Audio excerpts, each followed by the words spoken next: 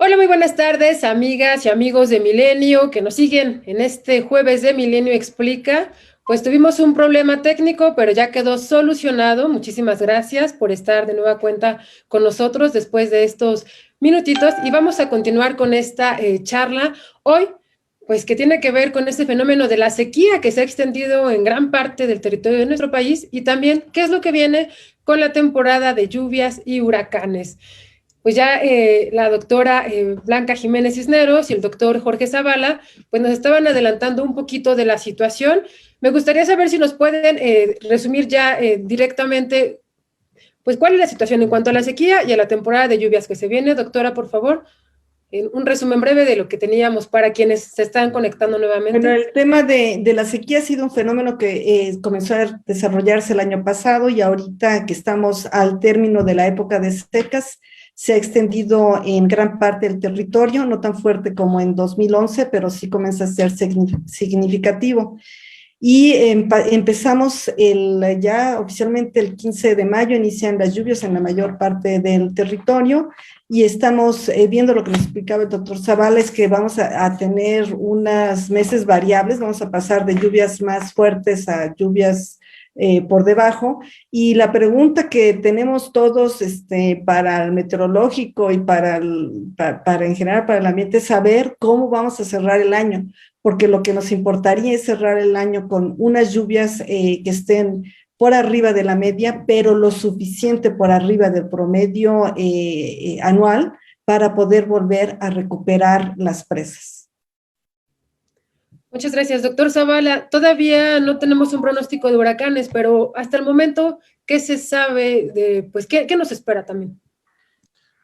Bueno, los últimos años hemos tenido temporadas muy activas, que quiere decir que hemos tenido más ciclones de los que en promedio ocurren climatológicamente hablando, y también hemos tenido ciclones muy tempranos, incluso que se empiezan a desarrollar antes de las fechas oficiales de inicio de la temporada de ciclones tropicales. Pues este año pues no será la excepción. No esperamos que se rompan los récords del año pasado del Atlántico, que fueron récords 30 ciclones tropicales con nombre.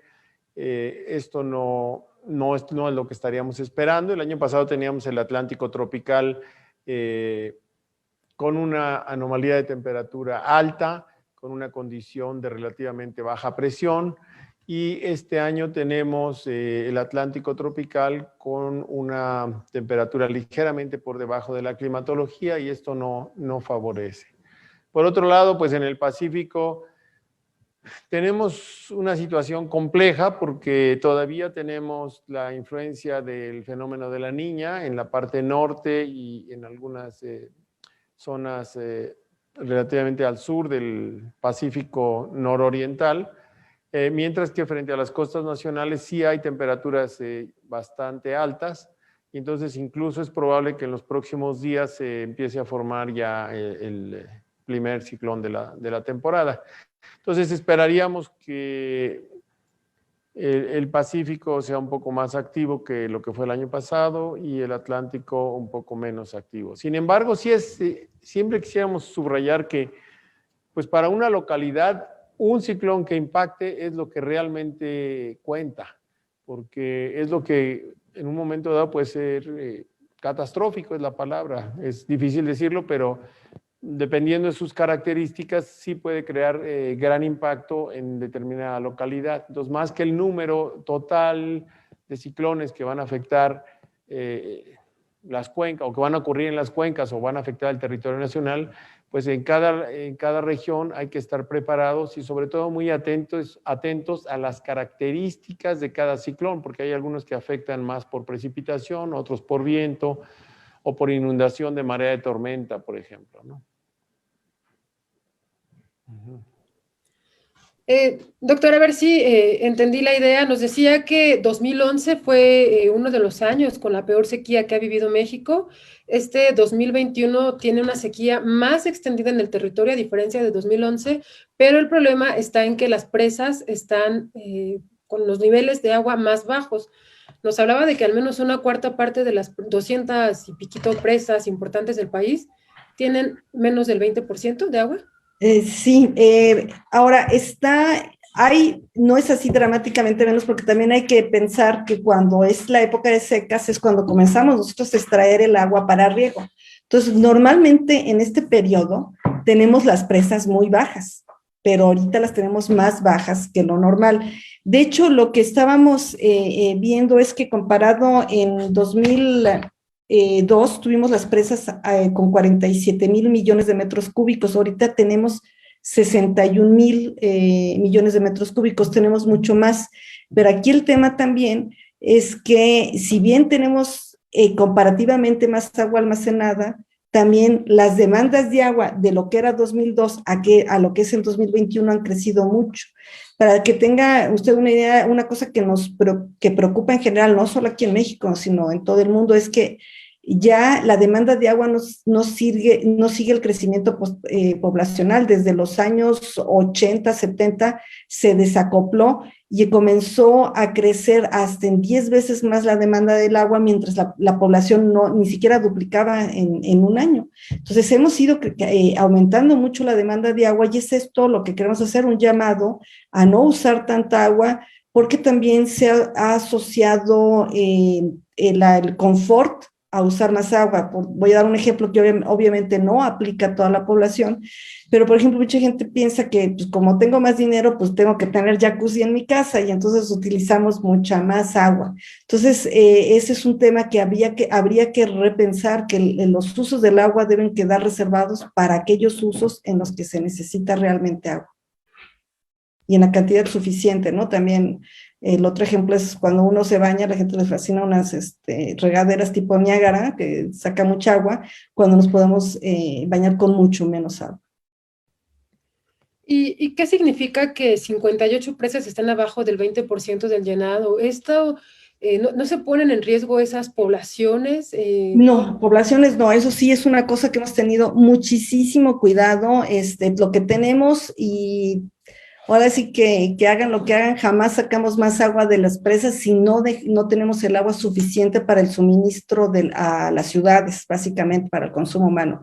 Esa agua siempre está reservada. Lo que está sufriendo son los distritos de riego, pero en general el 90% de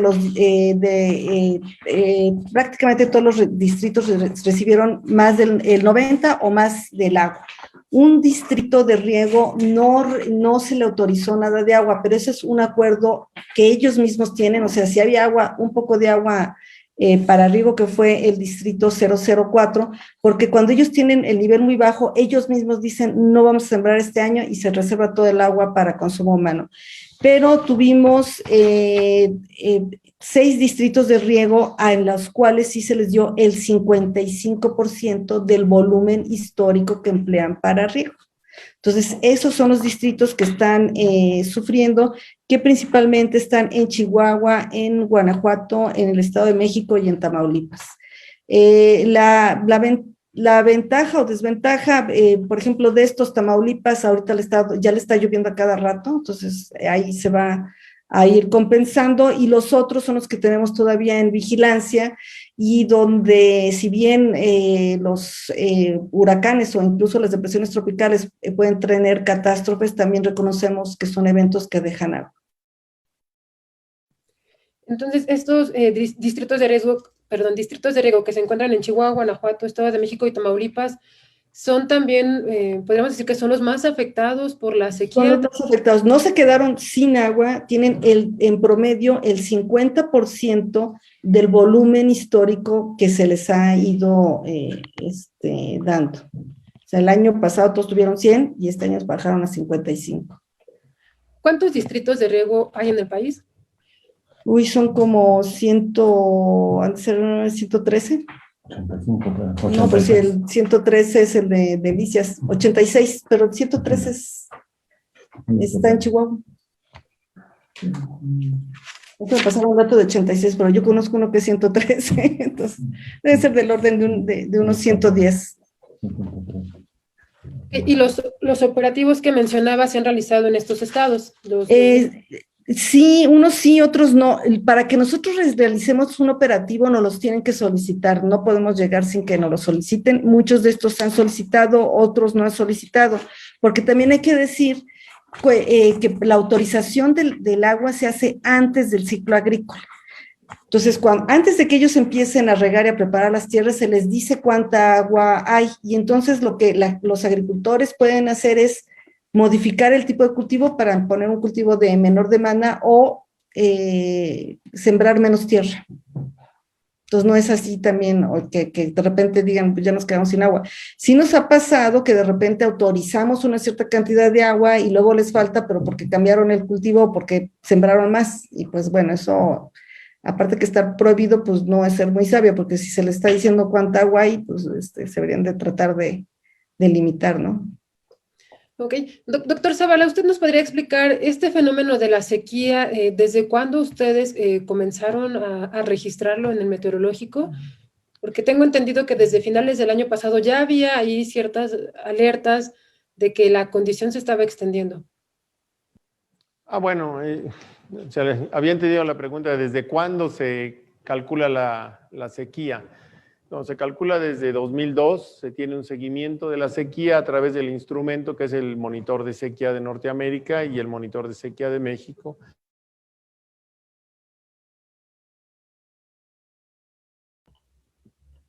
Ya no escucho al doctor Zavala. ¿Usted lo escucha, doctor? Que la única diferencia es que se publica cada 15 días y cada 30 días. Entonces, la sequía fue creciendo, tenemos por ahí los mensuales, si no me equivoco. La sequía se fue desarrollando desde el verano. Empezamos a tener déficit de precipitación, se empezó a configurar una condición de la niña muy, muy fuerte y fue cuando empezamos a tener. Aquí vemos los porcentajes, teníamos con afectación de sequía 7% en enero, 9.5 en febrero, 9.9 en marzo, 14.3 en abril. Bajó en mayo, hubo una recuperación. En junio 17.8%, en julio teníamos 15, 25.6 en agosto, casi 30% en septiembre. Después ahí es donde empezó a crecer, 37.9 en octubre, 47.2 en noviembre, 55% en diciembre, y después a ver si tienes enero, febrero, marzo. Ahí se nos fue a 57, 63, 70, 71 y hoy tenemos 75.3% con afectación de sequía, es decir, se fue desarrollando. También es importante mencionar que pues, la sequía es parte de la variabilidad del clima. O sea, la precipitación tiene un ciclo anual que es lo que modula el principal ciclo que tiene la precipitación, es el ciclo anual, pero después dentro del ciclo anual hay años en que tenemos más o menos precipitación en alguna época del año y en alguna región. Entonces, parte de la variabilidad natural y tenemos que vivir con ella. Es decir, algunos años llueve una cierta cantidad y otros años llueve 20% más o 20% menos o 30%, etcétera. Y también cómo se distribuye en el tiempo la precipitación determina que haya más o menos sequía. Es decir, no solo depende de cuánto llovió, sino de cómo se distribuyó en el tiempo, ¿no?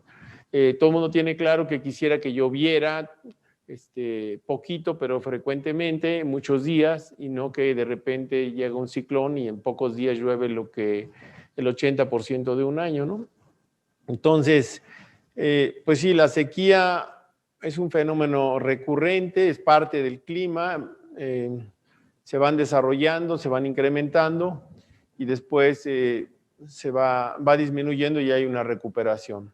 Hay diferencia con otros fenómenos hidrometeorológicos. Las inundaciones ocurren en pocos días, mientras que las sequías se van desarrollando durante varios meses o incluso años, ¿no?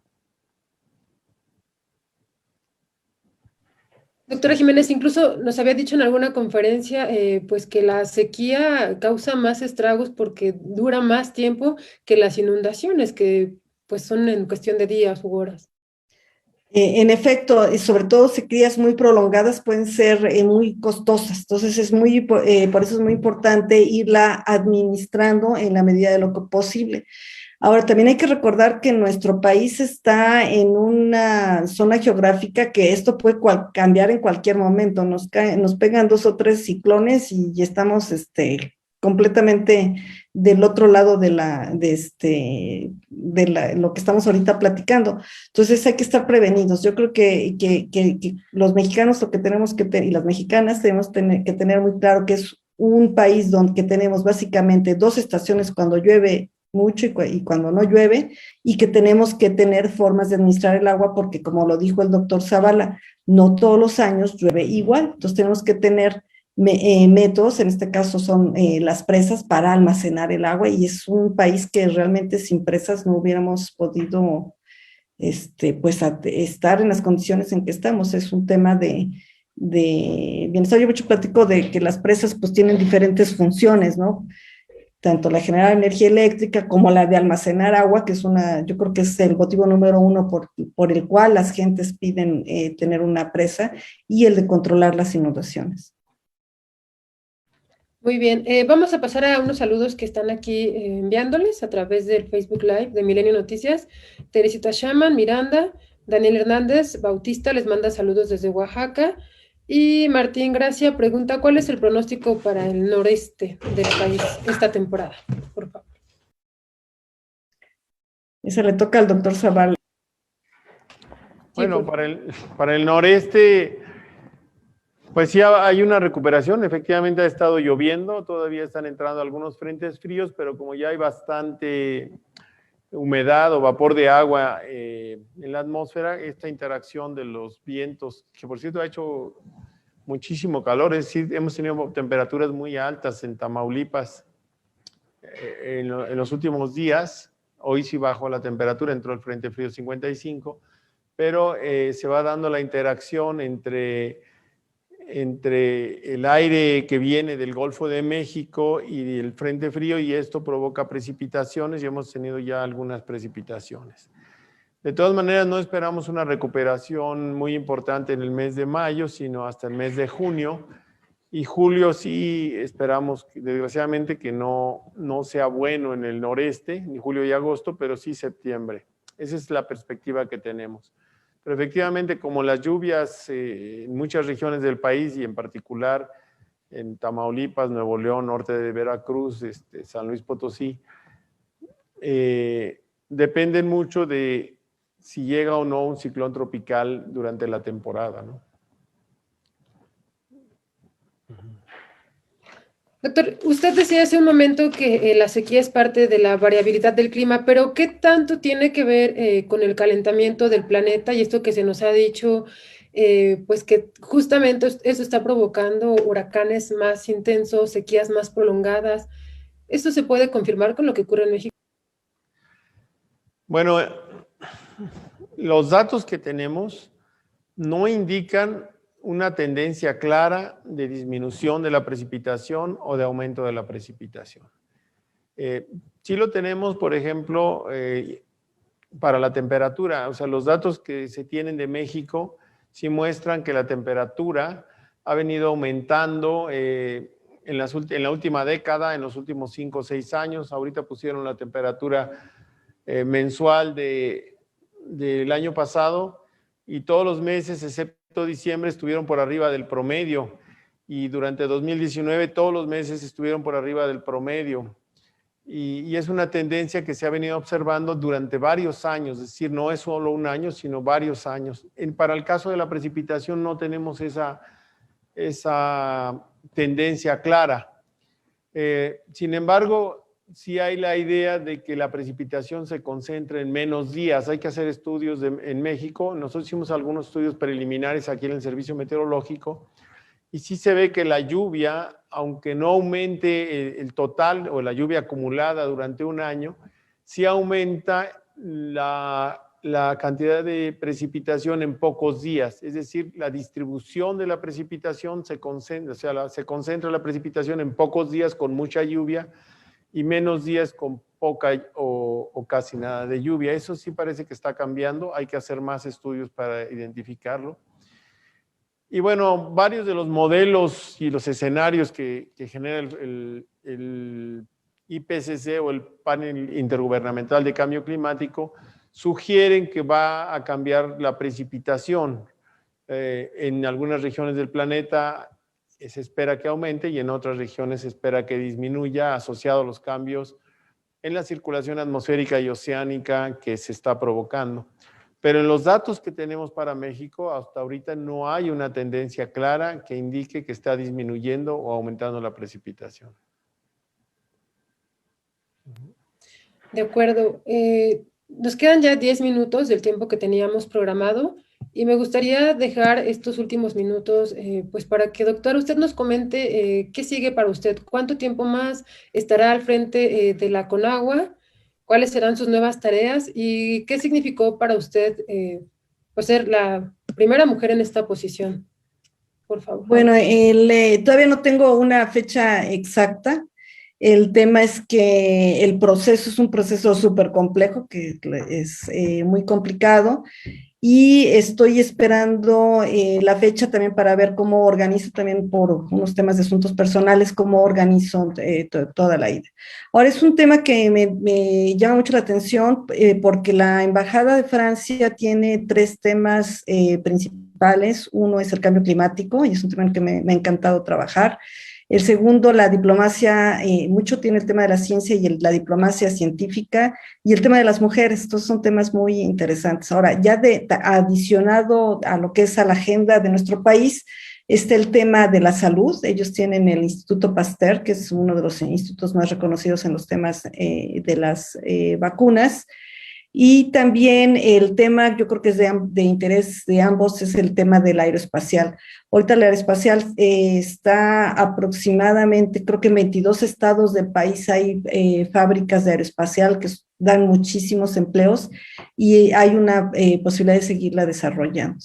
Entonces, básicamente sería lo que vendría para mí en el tema de ser la primera mujer, pues fue un reto muy interesante, o sea, como mujer, estar en un gremio que siempre se ha caracterizado por ser muy varonil. Yo creo que fue un reto muy interesante. Y sí quiero destacar que para mí el futuro de la CONAGUA es muy importante seguir teniendo gente técnica. Eso es la clave para una institución, para no meternos en asuntos políticos, sino principalmente desarrollar la parte técnica. ¿Y fecha en CONAGUA tampoco tiene? Todavía no la tengo, pero yo pienso que ya pronto, ya es, como usted dice, ya es cuestión de semanas, una cosa así, pronto. Los temas más difíciles durante su gestión. Bueno, obviamente un tema muy difícil fueron 2, el tema del pago del agua del tratado, y la otra fue las inundaciones en Tabasco, y un tercer tema, la administración, que logramos mientras la administración del agua, todo el problema de los trámites relegados, que logramos darle la vuelta. Estábamos tratando muchos menos asuntos de los que entraban y logramos recuperarlo e irnos por arriba. Entonces yo creo que esos fueron los temas principales, aparte de cambiar la relación con los usuarios. Dejé buenas relaciones con diferentes grupos que eran súper antagónicos para la CONAGUA, en Atenco, en Oaxaca, en varios lugares, y yo creo que eso es también una cosa personal que me deja muy contenta. ¿Queda resuelto el conflicto en Chihuahua, doctora? No, es un tema que es un proceso. Ahí el tema es que tienen que tener ya un acuerdo por cuenca, o sea, todos los estados que forman la cuenca del Bravo tienen que sentarse y firmar un acuerdo el cual desde a principios de 2019, Chihuahua se paró de la mesa y no quiso seguir negociando con los otros estados. Entonces es muy importante que nos sentemos, que entendamos mucho. Ahorita de lo que platicamos nos deja ver la importancia de administrar el agua y que podamos pasar el agua como nación, el agua de un lugar a otro para que todo mundo tenga agua suficiente. Y este compartir un recurso se da entre los que están cuenca arriba como cuenca abajo, o entre 2 países, ¿no? O sea, como es el caso cuando es frontera, pues también del otro lado hay gente. Y este asunto de las presas me parece sumamente complejo, ¿no? Hablábamos de 210 presas principales en el país. En algunas zonas con muy poca agua, donde usted menciona el traspasar el agua, y en otros en el sureste, donde desbordan de agua, y cómo controlan esa situación. ¿Y cómo controlamos? Tenemos las presas, ahorita decía que se usan para diferentes cosas. Cuando se usa para una sola cosa, más o menos es fácil, pero el problema es que muchas veces las presas tienen usos múltiples. Entonces, por ejemplo, si queremos generar energía eléctrica, las queremos tener muy altas para que tenga una mayor carga y usted genere más energía. Pero si esa misma presa usted la quiere usar para controlar de las inundaciones, lo que nos gusta a nosotros es tenerlas muy bajas para que pueda entrar todo el agua que llegue de la inundación y no inunde. Entonces, ¿cómo combinar estas diferentes propiedades y luego mantener siempre el agua para que siempre haya para las poblaciones? Ahí es donde está el reto técnico y se tienen que hacer muchos estudios y modelaciones e ir adaptando, conciliando pues todas las demandas, el clima ahorita, el tema del clima que pues como escuché es súper variable y de una semana a otra nos cambia. Entonces todas esas cosas son las que tenemos que hacer y es una responsabilidad muy, muy grande el manejo de las presas, porque una presa mal manejada pues puede uno llevarse un poblado. De acuerdo. Y por último, con usted, doctora, en el tema del presupuesto. Sabemos que la Conagua es pues de las organismos de Semarnat con mayor presupuesto en el sector. Sin embargo, ¿es insuficiente? Pues mire, para ahorita lo que estamos haciendo y como lo está conceptualizando el presidente licenciado Andrés Manuel López Obrador, yo creo que no, lo que pasa es que hay que entenderle un poco su visión es diferente. Por ejemplo, el tema del suministro de agua en tanto a entrar ya dentro de las poblaciones ya no es algo que está atendiendo directamente la Conagua, sino lo está atendiendo la SEDATU.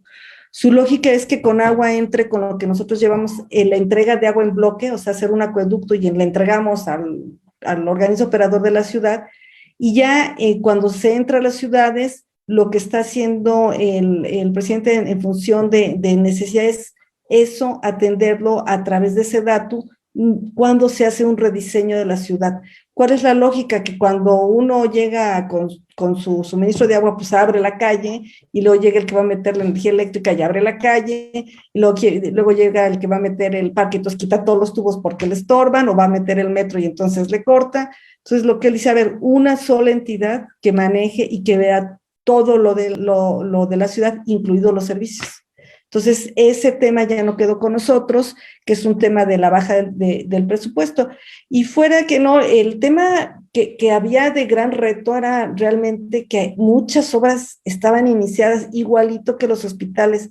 Tan solo de presas y canales había más de 170,000 millones de pesos en obras que no estaban concluidas. Entonces, nada más concluir eso es lo que ahorita nos hemos abocado con el presidente. Se seleccionaron un cierto número de esas grandes obras, que es muchísimo dinero. Entonces se seleccionaron y es lo que estamos haciendo ahorita, acabando. A mí ya me tocó entregar la presa Pilares, terminar el TEO, que por cierto, terminar el TEO tiene no solo de lo de que ya se acabó el TEO, sino que ahorita todo ese dinero que todos los años se gastaba para el TEO quedó ya libre para la Ciudad de México y el Estado de México. De ahí todos estos programas que se están anunciando, porque hay mucho dinero ahorita para invertir en todo lo que no se pudo hacer por andar haciendo el TEO. De acuerdo, doctora, muchas gracias. Y por otra parte, en el meteorológico, doctor Jorge Zavala, realizar un pronóstico eficiente requiere de equipos de medición eficientes. ¿Y cómo está en ese sentido el meteorológico? Porque sabíamos que había equipo ya bastante obsoleto y que poco a poco han ido modernizando, pero ¿cuál es el reto? ¿Cómo van? ¿Qué les falta? Y pues el recurso es suficiente. Bueno, muchas gracias por la pregunta, Fanny, porque es una pregunta muy importante.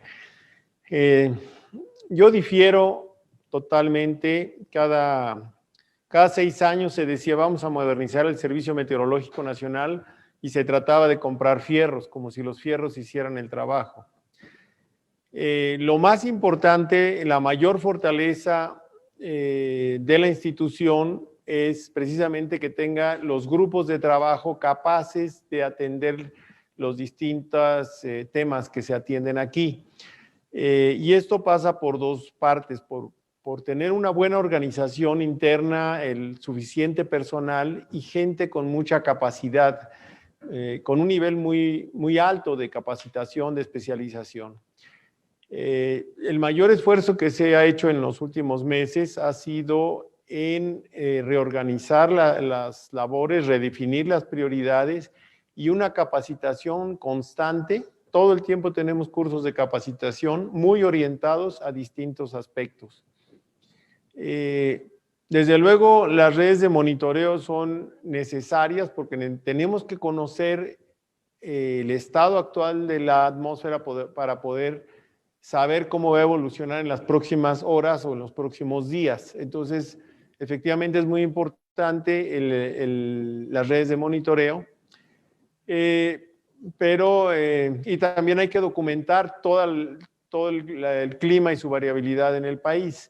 Pero yo diría que lo más importante es fortalecer la institución y la capacidad del personal. Entonces, ¿considera que no es obsoleto el equipo que se tiene, que no hay que modernizar? Bueno, no es binario, no es obsoleto o sí sirve. Definitivamente hay un rezago en el mantenimiento preventivo y en el mantenimiento correctivo y también en la renovación de muchos de los equipos. Lo más importante no es generar nuevas redes o nuevas zonas de monitoreo, sí son necesarias, pero rehabilitar y poner en operación las que ya tenemos y mantener un porcentaje digamos, de funcionamiento muy alto. Nunca se puede tener al 100%, pero sí tener porcentajes cada vez más altos y con un buen seguimiento. Entonces tenemos, bien, por ejemplo, el año pasado, dentro de las limitaciones que tenemos, tuvimos el 100% de los días del año con radiosondeos en el 100% de los sitios de radiosondeo. En todos los puntos en que se realizan radiosondeos logramos tener al menos un radiosondeo por día, lo que no se había logrado nunca. De todas maneras, sí hay que hacer trabajo en los sitios donde se realizan los radiosondeos para poder darle continuidad a esa situación. En cuanto a los radares meteorológicos, que son instrumentos muy caros, se instalaron 2 radares nuevos, uno en Altamira, totalmente nuevos, y el otro en Los Cabos. Y ahorita se está trabajando en rehabilitar 5 radares más. 5 radares que todavía pueden tener varios años de vida útil y que se pueden rehabilitar.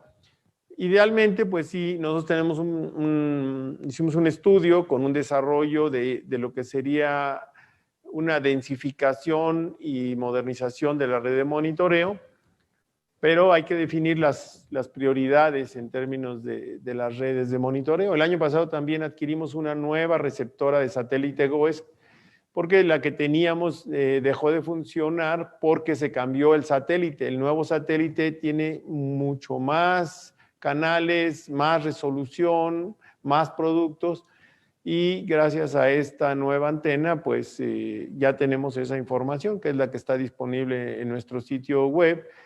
Y en la intranet tenemos mucho más productos para los pronosticadores y que esperamos que muchos de estos se vayan incorporando en la información pública, ¿no? Entonces, pues sí, es una situación en la cual hay que seguir trabajando, pero no es necesariamente una situación que esté ni muy bien ni muy mal, sino que se ha venido trabajando en poco a poco ir avanzando. De acuerdo, muchísimas gracias. Hemos ya llegado a la recta final. Me gustaría cerrar con una conclusión, una reflexión por parte de ustedes para despedirnos, por favor. Empezamos con la doctora Blanca Jiménez. Pues yo, la reflexión que quería hacer, o un comentario en relación con una pregunta que hizo usted, Fanny, que decía, llovió mucho en la Ciudad de México y no se recargaron las presas del Cutzamala. Yo creo que esto es una cosa en serie, porque también La presa que está más baja es la presa El Bosque, que está en Michoacán, y parte de que no esté baja es la deforestación que se está haciendo en Michoacán. Y eso nos está haciendo que aunque llueve, pero además no estamos reteniendo el agua. Entonces, esa es la primera reflexión. La segunda es que dice, pues llovió mucho en la Ciudad de México y no se repusieron las presas de Cutzamala. Le quiere decir que los de Hidalgo están súper contentos porque llovió mucho en la Ciudad de México y esa agua se está yendo a Hidalgo, que estuvo mucho más seco. Entonces, por eso es que no nos podemos ver como diciendo, el agua de la Ciudad de México es de la Ciudad de México y no me importa lo que pasa en el bosque de Michoacán, no importa en Hidalgo. Nos tenemos que ver todos juntos, incluso mucho más allá de lo que es la propia cuenca. Por eso es la importancia de que el agua sea administrada por el Estado para que podamos tener una repartición equitativa y justa. Eso no quiere decir que uno de repente unos tengan mucha agua y es como en el banco, que lo atesoren y ahí tengan sus ahorros y les dé dividendos, porque además no pasa así. Si uno tiene el agua guardada en la presa y con estas temperaturas pues se le evapora y nadie la usó, sino tenemos que ver que todo el mundo la use y la comparta de una manera adecuada y apropiada y que todos la cuidemos y que hagamos cosas que van más allá del campo del agua, como la reforestación. Y me parece, perdón por interrumpir, me parece que justo la pandemia, lo hemos dicho en este foro, nos llamó a reconectarnos con la naturaleza, a entender que el agua no te viene de la llave, esa es la vía, pero el agua la tenemos gracias a los bosques que cumplen una función importante, son las fábricas de agua y de pronto en las grandes ciudades eso se nos olvida. Entonces nos está diciendo usted, ya hay un impacto por la deforestación en Michoacán, supongo que por las huertas aguacateras, ¿no? Sí. Y entonces esa agua que deberíamos estar cuidando, pues, no sé, no nos damos cuenta y queremos cada vez más aguacates, queremos que se importen más aguacates, queremos, no sé, mejorar la economía del país, pero a costa de los ecosistemas y estamos impactando los servicios que estos nos brindan, como el tema del agua. Muchísimas gracias por hacer esa reflexión, doctora, por hacernos ver que somos parte de este sistema integral y que pues tenemos que poner nuestro granito de arena, ¿no? Ser más positivos e impactar de alguna manera menos, ¿no? Un impacto menos negativo. Exacto, ese es el punto. Muchas gracias. Doctor Zavala, por favor. Bueno, yo creo que sí es muy importante reflexionar sobre la importancia de la información de tiempo y clima, de los pronósticos, desde el pronóstico de muy corto plazo hasta pasando por el de varios días, hasta el de varios meses, la parte que se considera de tiempo y de clima, y que esto nos permite no solo la prevención y evitar o mitigar los impactos de los desastres naturales, sino también mejorar la calidad de vida, el bienestar, optimizar los recursos, una serie de beneficios y que hay que trabajar mucho para generar los productos de pronóstico de tiempo y clima especializados para los distintos sectores de la sociedad y las distintas comunidades y que hay que darle mucho valor. Esto es muy importante, que bueno, finalmente la información que se recibe en las redes y todo, finalmente viene de las redes de monitoreo nacionales y que son la base para efectivamente realizar los pronósticos y las distintas evaluaciones, ¿no? De acuerdo, pues muchísimas gracias a los dos por haber estado esta tarde de jueves en nuestro foro virtual Milenio Explica. Hoy hablamos de la sequía a la temporada de lluvias y qué es lo que viene para México. Bueno, estuvo con nosotros la doctora Blanca Jiménez Cisneros, directora general de la Comisión Nacional del Agua, y el doctor Jorge Zavala Hidalgo, coordinador general del Servicio Meteorológico Nacional, a quienes les agradecemos pues que hayan compartido esta hora de su tiempo, estos conocimientos, y pues que nos hayan compartido también estas reflexiones en torno al tema del agua y el pronóstico del clima. Muchísimas gracias, muy buenas tardes. Gracias. Muchas gracias, Fanny. Hasta luego. Muchas gracias, Fanny. Con mucho gusto, hasta luego. Buenas tardes. Y a ustedes que nos siguen en Milenio Noticias en vivo, nos vemos la próxima semana. Hasta pronto.